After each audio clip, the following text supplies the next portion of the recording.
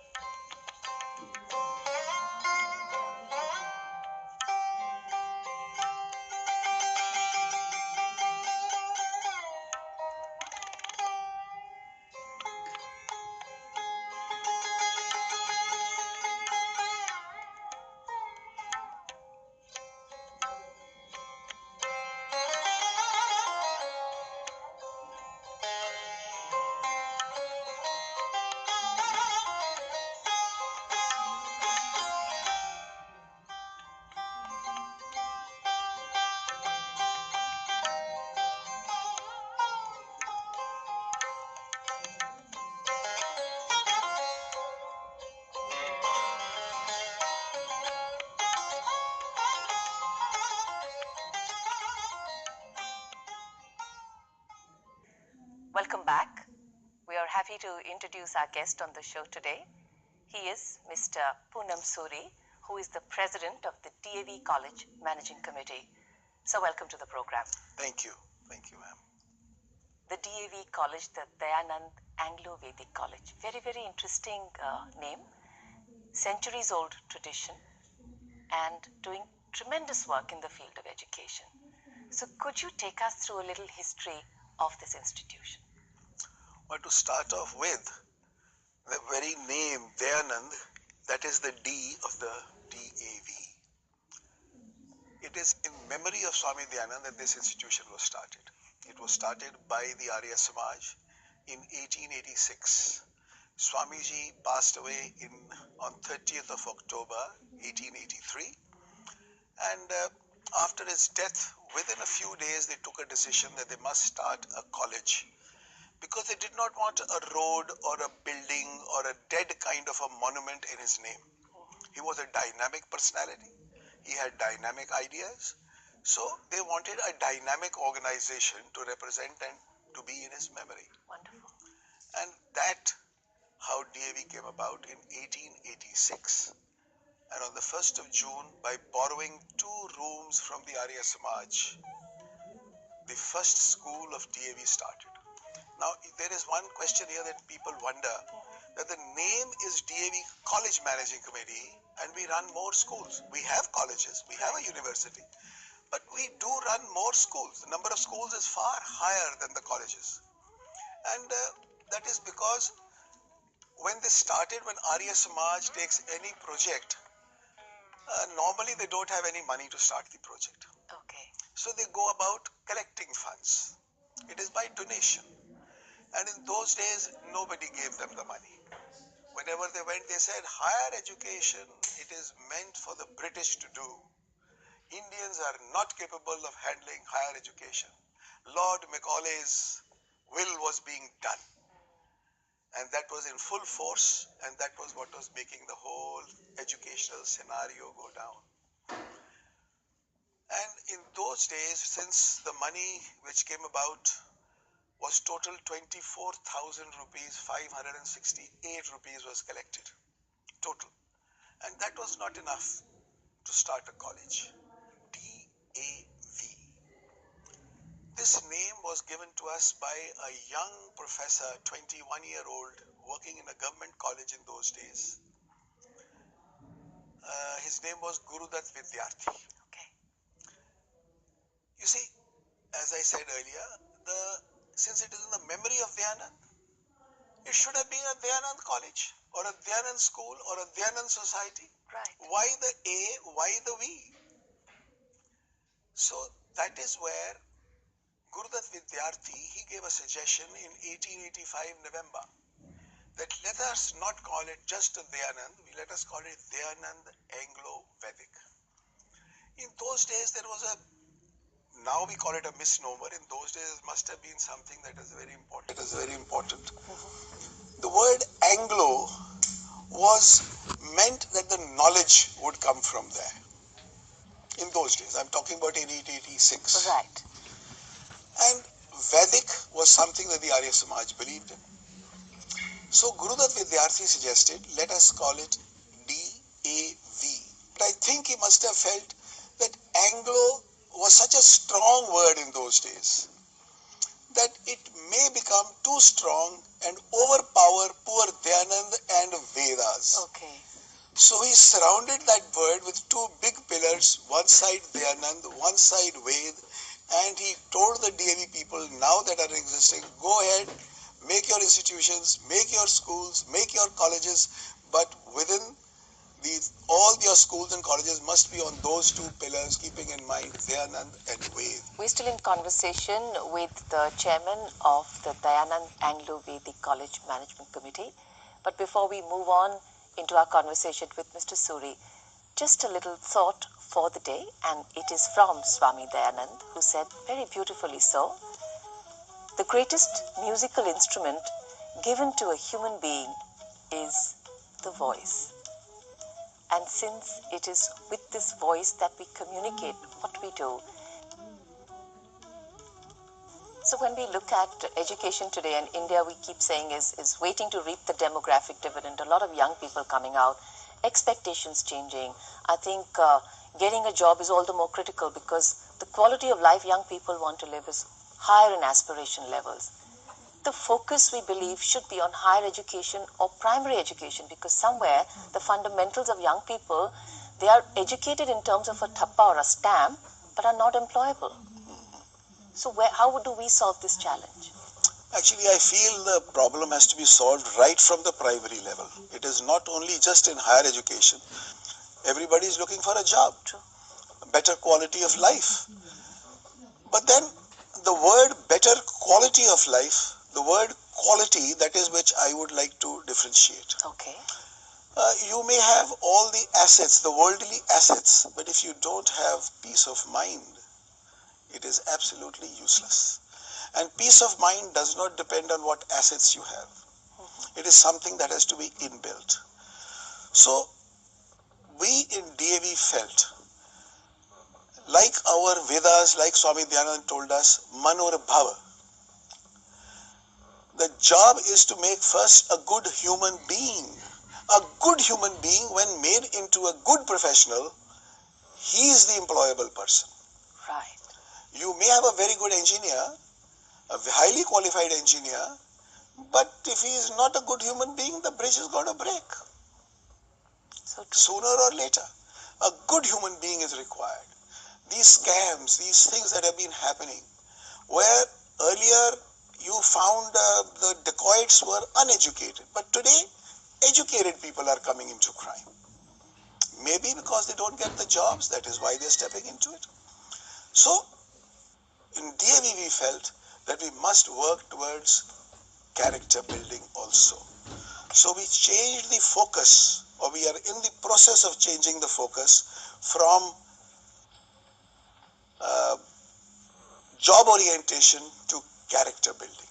Okay. Of course, job is required, necessary, good professionals are required, but we need good human beings also. Right. So in terms of young people and how they are looking at when they come to college, there are expectations and there are aspirations. So do you think over the years these are changing, the context is changing? Oh yes, people are becoming extremely short-tempered. Yeah. The rage is increasing. And of course they are more intelligent, much more intelligent than what we were when we were young. They are far more aggressive and they know how to elbow the other person out. So because of that we are forgetting our culture and ethics that we require. Right. So all the more reason for investing in character building, as Character you say. building, yeah. Right. So when we link, and normally when somebody looks at a college degree, it's about what are the skills you're going to acquire to become a successful worker. You know, somebody who works in a field. And here we're also talking about saying character building is so critical. How do you incorporate that in your syllabus? Yes, we have tried in our university. The basic idea of starting the university was this, because we were so far cowed down by the universities that were holding us, that we had to do what they told us to do. And the universities have not changed their syllabus or their syllabi for the last, maybe some have not changed it for 40 years, 50 years, 30 years. Right. So in our university, we tried to make industrial academia interface, Okay. where the syllabus is prepared in consultation with the industry. So we tailor make the children for that particular industry, whoever requires it. But of course, his character has to be impeccable. For that, certain courses he has to do. Okay. And in that, like, anger control, rage control, road rages that are happening, things like that, giving them the anger management programs, how to manage stress, meditation, things like that have to be taught to them. And they are made to do it. As a matter of fact, we have tried in our university that any course, they all have similar things in the first year. Like you take engineering, all engineering, whether it be civil, whether it be mechanical, whether it be electrical, the first year is common. Everybody does the same. So we have given a choice to the students. Okay. That you wanted to be a computer engineer, but your marks did not permit you to get into that. You've got into a different subject. Go ahead. After one semester, after the second semester, if you can get better marks, change again. Wonderful. Come back over there. So the window of opportunity remains open. Window of opportunity remains open, and if a child does what he wanted to do, he always fares better. Because education also means looking within oneself. So true. And trying to study one's own requirements. Not job requirements, but what one would like to be. And at younger ages, it's difficult to tell. Children do get carried away. True. And if I may use it in a little lighter vein, in class 12, yes, people do get stomach aches and they do not fare well. Most of them you ask what happened, stomach ache ho gaya tha. So they don't fare well. But then we give them another chance. Here is another chance. Go to your place. Go to what you want to do in our university. But along with that, he has to go through the rest of the mill of becoming a good man first. Manav Bhagwan banata hai, Manavta DAV bharta hai. And that is our competence area. Right. So जब हम nation building की बात करते हैं sir, आपके view में nation building क्या है? नेशन बिल्डिंग के अंदर जब तक हमें नेशन के अंदर जो कुरीतियां हैं, जब तक उनको हम दूर नहीं कर सकेंगे, तो हम कैसे आगे बढ़ सकेंगे? तो मेन स्टे हमारा कैरेक्टर के ऊपर आना चाहिए, जो अब बहुत मुझे खुशी होती है इस बात की कि अभी कुछ सालों से ही ये शुरू हुआ है कि we are proud to be an Indian. और इस प्राइड की वजह से we can maybe build our nation back and come back to the heritage that our rich country had. हमारा इतनी cultural heritage है. We do glorify others कि भाई उन्होंने ये ले लिया, उसने वो invention करी. लेकिन if we go back, we will see most of these inventions, most, I'm not saying all, and I'm not taking away the glory from the others. Most of these inventions were either started or done much before the others thought of, and they were done in India, Right. in our country. And I think somewhere the context of how we are seeing history is more Anglo than Vedic, because we've all grown up learning history and seeing tradition in a different manner, seeing tradition as something जो हमको parents बताते हैं कि ऐसे करना है, but not knowing we have a great scientific temperament, scientific tradition also, mathematical tradition. If I may interrupt, Sir. Swami Dayanand ने यहाँ पे एक बड़ी अच्छी बात कही थी. उन्होंने अपनी भी जो आइडियाज दिए, जो अपने भी जितने भी आइडियाज उन्होंने दिए, उनका एक बेसिक आइडिया था, सत्य पर खोज करो, look for truth. And he did not believe in just because somebody told him to do that. Let us look for the truth. What is the truth? And when he said truth, he did not only mean what we spoke. Today we think of truth, sach bolna. That was not his concept. He was talking about that truth that never changes. जो रित है वो बदलेगा नहीं. जैसे 5000 साल पहले, if you put your hand in fire, it would burn. Today it would burn. That is the truth. So he said, look for those truths. The reality. The realities. And on those truths work. And again, where I interrupted you, he said, even if I have said this, don't believe it because I am saying it. Look for it. And a very famous philosopher, I think it was Mr. Wright, who said, if on one hand I was given the absolute truth, and on the other hand, if I was given the search for truth, I would choose the search for truth rather than truth that somebody else gives to me. The learning lies in the process and not in the destination. Yes, yes, of course. The journey is the process in itself. The journey is what we always wish somebody happy journey. We never wish them happy destination. Right. So we're going to take a short break here, and once we come back from there, after some fitness tips, we'll get some more information and learn more from you. Let's go back to our guest for the day. We have journeyed over centuries in different forms, and I hear there is a huge, I think, a reservoir of learning that we have, and somewhere we put it in the bucket term of traditional knowledge and de-link it with modernity. But what is the relevance of tradition today? How modern can tradition be? Oh, tradition never became old. Traditions, you just have to understand them. Even the rituals that are done, if you understand those rituals, there is definitely a meaning behind them. They're scientific. They have always lasted and will always keep on lasting. They are there to stay, and we must abide by them and adopt them. They are our heritage. That is why we are rich, culturally and heritage. How we see success. Of course, everybody's terminology of success is different, and it changes along the journey of his life. I remember when I was in school and my hobby was aero modeling, and I would be able to make an aero model, and when it flew, I would shout out, Eureka, I am a success. But today, my definition changes of success. And similarly with everyone else. It keeps on changing as the circumstances in your life change you. I feel success is when you achieve what you set out to achieve, and it should give you happiness, then it is a success. Most of the times, even the dictionaries call success just you achieve what you set out to achieve, that is success. I don't think so. I think so if it does not give you happiness at the end of it, it is not success.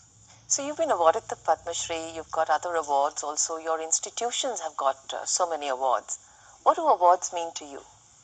Well, frankly speaking, award just means that work harder. That means they encourage you to work a little more. That's all. Otherwise, it is just a recognition of what you have done. But at the same time, in my case, I personally feel if I may put it in a little lighter vein, you see, in DAV, like Swami Dyanand had said, we have a number of ladies who are employed. Right. The large number of ladies. As a matter of fact, I would even put it at about 80%. Wonderful. We have a staff of 60,000 Lovely. and about 80% would be ladies in DAV. And in the Arya Samaj, on the other hand, a huge number of males are there working.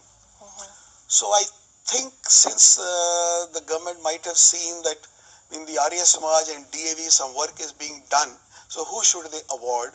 So they came to my name and they said, he is a male, but his name is that of a girl, so let us give it to him. So they're sweet. trying to please both. That's about it. What a sweet thing to say, Punamji.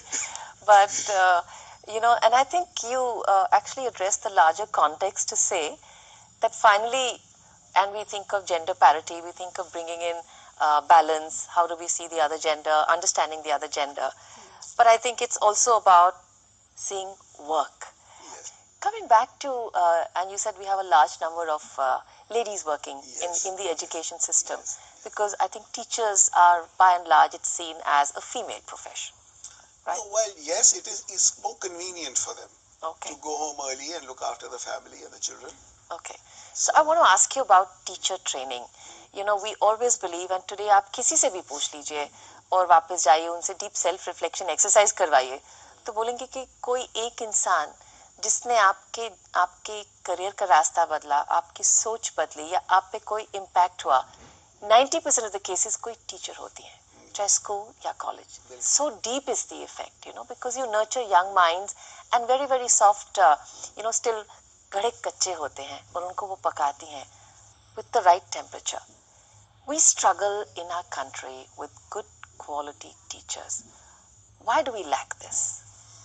Well, because basically the lack is of the training of the human resource. In DAV, we thought of that and we started a department which I did about 5 years back, which I called the DAV Center for Academic Excellence. Okay. It has a threefold approach. It is that firstly, in all our schools, we started a Class 8 Pan-India examination. The idea was not to declare results or to showcase anything. The idea was to diagnose where and in which area, which school is weak, Okay. which subject is weak.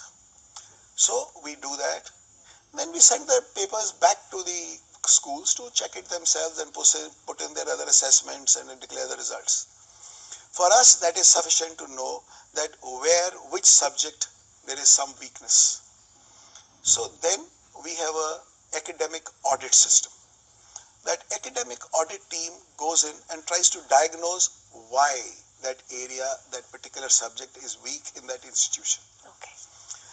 After they see the teaching capabilities of the teachers, they sit in classrooms, watch the teachers teaching, and in every subject it is done. And after that is done, they give their report, and then we send in what I call, first it was the symptom, then the diagnosis, and now the vaccine.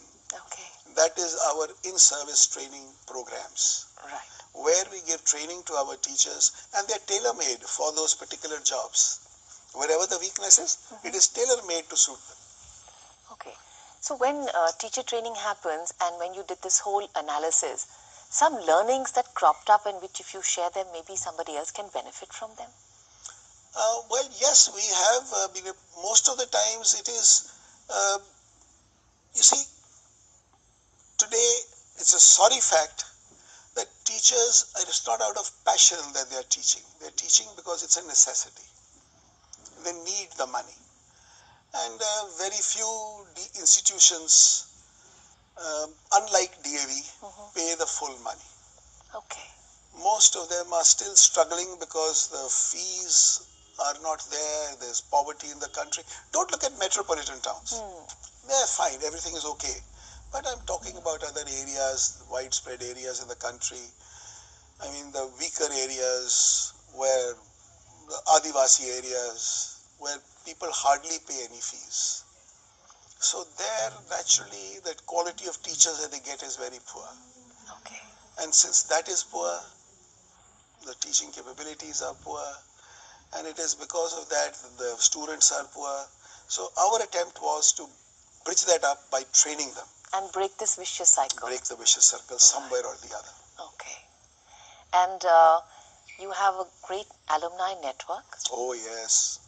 And somewhere the resultant, the changes that have come in because of teacher training, are you seeing there's greater traction and greater energy in the alumni network now? Oh yes. I mean, I'm very happy with that. The alumni today proudly comes up and tells us that I'm proud to be from DAV. Okay. And from the alumni, let me tell you, some time back I had a chance of meeting one gentleman by the name of Mr. Richard Reiki. He was the chief of KPMG. And when I asked him that you go around the world hiring people, so young children, various accounts departments, etc., you are hiring people. So who do you find would make a CEO of a company? So he told me, as regards the other junior posts are concerned, it can be worked out. They're a good professional, it will work. But when it comes to the CEO, the top man, unless he's a good man, unless he has a good character, he's not going to be there. Right. So that is again puts us back onto our path of character building. It just enforced my point of view, and it helped us that yes, even the alumni think so. Right. And if we look at our alumni, we have produced 3 prime ministers and so many people from politics, from you can just name it anywhere. 40 lakh living alumni we estimate at the moment. We have a record of about 3 lakhs, but 40 lakhs we estimate. So far, we have opened our association only to NCR and the Tri-City of Chandigarh. Okay. The rest of the areas are still, we are trying to get to them one by one. Right. So the rest are still areas of opportunity that we are looking at. Yes. Okay. And now our alumni are very helpful to us. Okay. Extremely helpful. They are coming back to our institutions, going and giving them talks, motivating the children, how they could become the next, that gentleman like, Anupam Kher, Okay. going to his own school in Simla and talking about it and telling the children over there and very happy about it. So real life stories are also very inspirational. Yes. Because children find it very nice. They can maybe become the next Anupam Kher. Yes, why not? If they want to go into that field. And Shah Rukh Khan is there. So there are so many of them. Right. So coming back again to this whole circuit of when we see growth, when we see success, when we see development, I think failure plays a huge role in how we start seeing life. How do you see failure? I mean, I think a failure is only he who will not stand up again. Anybody who can stand up again and walk the path again is definitely not a failure. He's going to succeed. And anybody who keeps sitting, he, I think, has a greater chance of failure than the person who keeps moving. Because only the person who's moving will stumble. True. And when he stumbles, people may call it failure, but then that is where he's going to go for success. It's only when you do something can you make a mistake. Can you make a mistake? Right. Simple. Okay.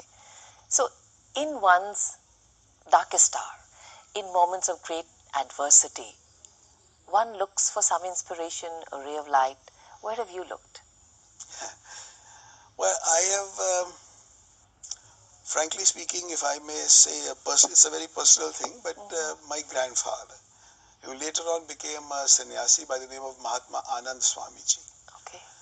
I have travelled now practically the entire country, going from institution to institution, and to areas where still roads hardly exist.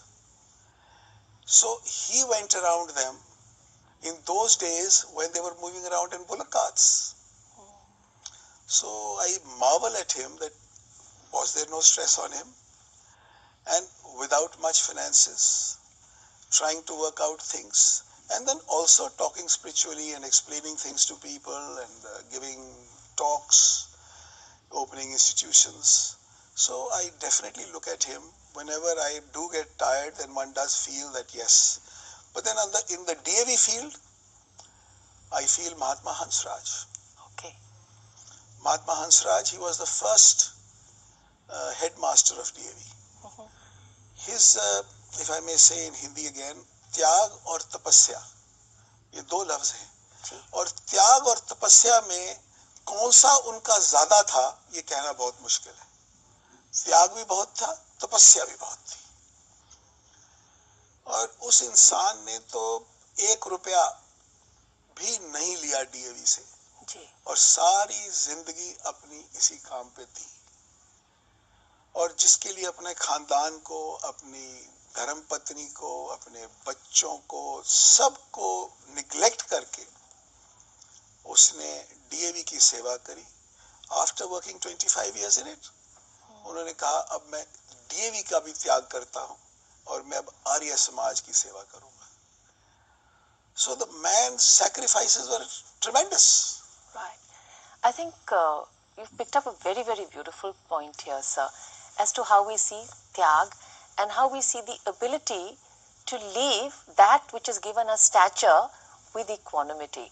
And so we keep saying young people, encourage them, give them growth, give them a view beyond. And yet the longevity is increasing, people are more active for longer. So how do you see that? Can one move away at a later stage of one's life, even if one is holding a position, to say, I need to make way for a younger second line of leadership to come up? Swami Dayanand ji ने इस चीज की problem बहुत बढ़िया solve करी थी. जी.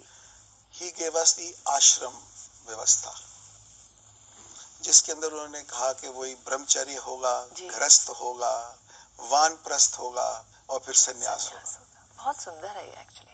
और जो वानप्रस्थ है, basically it is giving back to the society what society was kind enough to give to you, and sannyas is then thinking about your maker and trying to get there in the same way. Right. So he made way for the next generation to move up. Right. Because organizationally, in the corporate sector, the senior management is getting younger and younger.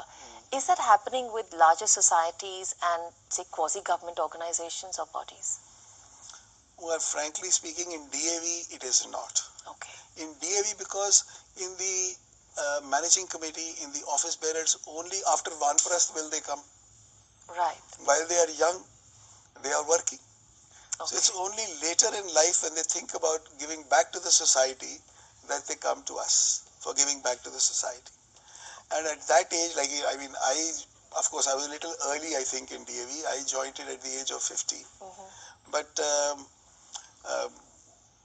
normally people would join after the age of 65, 70. Right. So which is when they say, this is my way of giving my back. way of giving back, and then they become either members of the committee or office bearers, and then they are elected to various posts. But it is purely, there is no salaries involved in these posts. Okay. So it's voluntary, and they volunteer their time. Voluntarily. Okay. Voluntarily. Right. Personally, sir, what inspires you deeply as a value? As a value? Yes. I feel in context of today's world, I feel that that line maybe from the Bible, do unto others as you expect others to do unto you. That is one line I feel is that everybody should adopt, and keep it in their mind, and that is the main source what is troubling my country, and taking it down when we want enough for myself and not for the other person. It is good for me, not good for him. Right. So I feel that is one line, and it inspires me the most because it gives me the inspiration to do what the other person wants me to do. And we are the reservoir of human resource even for the rest of the world. I think a lot of them are looking at India even to run their organizations.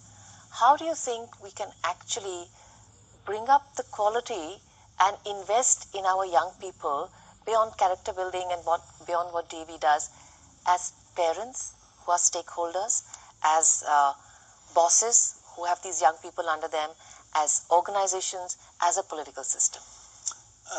You see, as anything, I personally feel when a child is born, he is born inquisitive. He has an inquiring mind. And sorry to say, but most of the places education is killing that inquiring mind, and we are making it dull by giving them all kinds of things. So I feel, in like if I say so again in Hindi, एक जो लफ्ज है हमारा जिज्ञासा, जिज्ञासा हमें जरूर बच्चों के अंदर रखनी चाहिए, और वो हर पेरेंट का भी फर्ज है, हर टीचर का भी फर्ज है, और सरकार का भी ये फर्ज है कि वो जिज्ञासा जो लोगों के अंदर है उसको मारे ना. If somebody asks a question, honor it, let it be answered, let him be satisfied. और साथ साथ जब इंक्विजिटिव माइंड होता है, देन आदमी को कुछ जरा ज्यादा ही पता लग जाता है, जो उसके लिए अच्छा भी नहीं होता है. तो उसके साथ साथ उसको दूसरी चीज चाहिए, वो है विवेक. The difference between right and wrong. अगर हम ये दो चीजें एज अ होल अपने अंदर पैदा कर लें और सारे नेशन के अंदर पैदा कर दें कि जिज्ञासा रहे, we will definitely reach for the sky, we will definitely reach for the stars, because we will want to know more, and we will know the difference between right and wrong, and we will go on the right path. Right. So with the increasing internet, increasing technology, and things becoming available so easily to us, and instant gratification, or sometimes even knowing more than your teacher, is becoming, at least in some areas, is becoming the norm. Do you think the student-teacher का जो relationship है ये बदली हो रहा है? नहीं, फर्क तो बहुत है पहले से. पहले वो जो गुरु शिष्य वाली बात तो अब रही नहीं. जी. गुरु शिष्य होना वो चाहिए, लेकिन वो गुरु शिष्य वाली बात अब कम है. अब थोड़ा सा, क्योंकि टीचर्स के अंदर भी प्रोफेशनलिज्म है, दे आर नॉट पैशनेट. पहले गुरु जो था वो पैशनेट था, he was not demanding anything. At the moment the teachers are there, they have their own demands, they have their own requirements to meet, and that is where I try and encourage the teachers, because every question, every teacher cannot know the answer. True. Many a times it happens कि class के अंदर student ने एक सवाल पूछा और teacher को नहीं मालूम. Now either the teacher will just beat around the bush, maybe give a wrong answer, maybe, and the child is convinced that what teacher says is right. So they should not do that. And at the same time, and sometimes they just snub the child, don't ask too many questions. So I always encourage my teachers to put your hand on the shoulder of the child and tell him, you don't know it, I don't know it, so let us go out together, maybe to the library, maybe to some knowledgeable person, more knowledgeable than us, and try and find out the answer. When we find it out together, the child will never forget. How beautiful, how beautiful. So a learning orientation, and we believe children come to colleges and schools to learn. I think we become a teacher to learn. Yes, of course, of course, of course. Coming back to how you see DAV, what is your vision for this institution? Well, naturally, like anybody would like his own institution to grow, not only in size, but I would like to actually take the education towards excellence, to get good quality educators and bring them out, whether it be from this country, abroad, anywhere, and also mix, like you said, my heritage, my culture, and mix it with that education, and then feed the child. And another source that we would like DAV to do, which we have started, is to go out into those areas where education is needed most. Okay. Where other so-called big schools will not enter because there are no fees to be gathered from there. I have just opened 74 schools in one go in Chhattisgarh area. Wonderful. And all of them are in those areas which are the Adivasi areas, or what the government HRD ministry calls educationally backward areas. In those areas we opened 74 of them. And as far as fee is concerned, you know the conditions there. I don't have to spell them out. True. And teaching staff? Teaching staff, we have tried to develop some from there, and some we are taking away from the north and taking them there, and trying to make them also get into that routine of living like that. Oh, they have a beautiful and a diverse culture. So is the syllabus over there has it been tweaked to incorporate their communities and how they think and have lived?